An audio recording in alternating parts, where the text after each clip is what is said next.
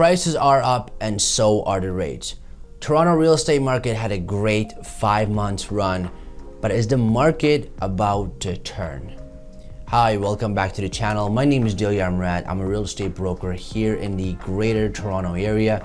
In this video, we're going to talk about the current statistics and the trend in the Toronto real estate market. So let's get started. As of today, Bank of Canada has raised interest rates by another 0.25%, making it the third rate hike this year and the 10th rate hike in the last 14 months, bringing the rates to an all-time high in the last 22 years. Maybe it was shocking to some of us, maybe not, but regardless, I think all of us are hoping that this is the last rate hike we will see. Now, before we talk more about the rates, let's talk about where the market was in June, and now that we're almost halfway into July, and how the market is doing as of right now. Now, if you look at the chart here, average prices in June of this year were up slightly compared to June of 2022.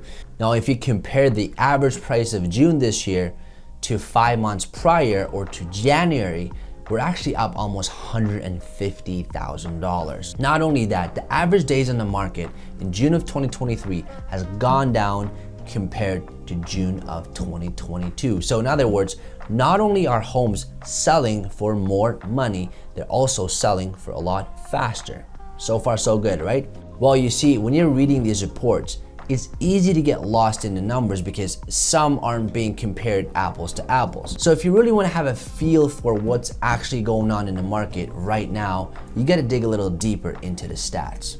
Although the average home prices give you a snapshot of the market and makes great headlines, it doesn't tell you the whole story. So what I'm about to show you is very important because it's going to show you the month-over-month changes from May to June of this year.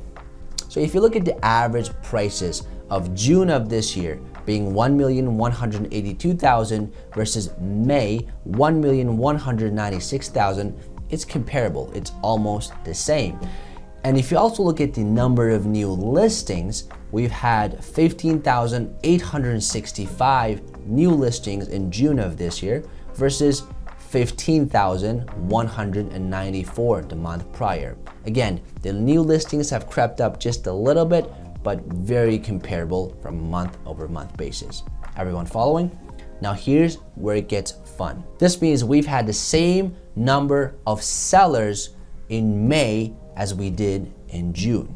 The next 2 points are very important because in order to assess any real estate market, you have to see how many new listings are coming to the market and how many of that is being absorbed by the buyers on a monthly basis. Why? Because supply and demand. So if you look, the number of home sales in June have actually dropped quite a bit compared to the month prior. We've had just over 9,000 homes sold in May versus just shy of 7,500 in June, implying that there were less buyers actively looking, less buyer activity in June compared to May.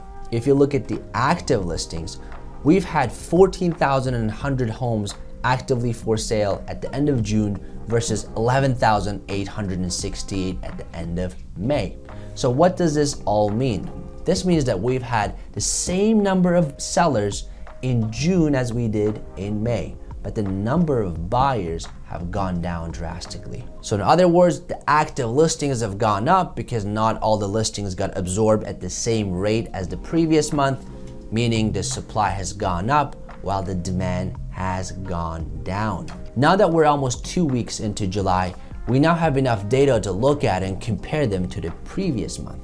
For this next slide, I'm going to shift my focus over to the Durham region, and I'm going to be using median freehold home prices and compare the numbers from June to the first 2 weeks of July, just so you can get a feel of what a week-over-week changes look like.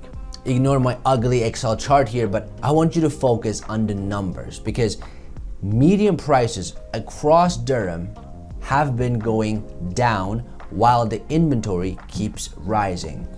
We're seeing a lot more cancellations and terminations. We're seeing a lot of homes missing offers and offer dates.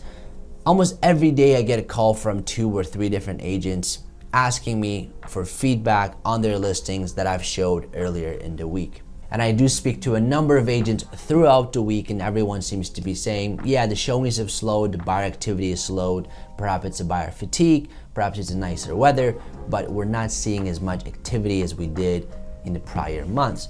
Well, you can't really blame the buyers. I mean, fixed rates are at almost at 6% or higher at some banks. Food prices and cost of living, gasoline are astronomical. So it's easy to sit here and say, marry the house, date the rate, or whatever the saying goes. But people forget that buyers don't just buy homes, they also buy the payment. And when or if interest rates go up, that has a direct effect on their monthly budget / their monthly mortgage payment. So what do we get from all this? Is the sky falling? Is the market crashing? Is this a shift possibly? A softening of the market? Or is this a small blip where buyers can take advantage of before things go crazy again? Or are we going into a full-blown recession? Well, let me know your thoughts in the comments below. Until next time.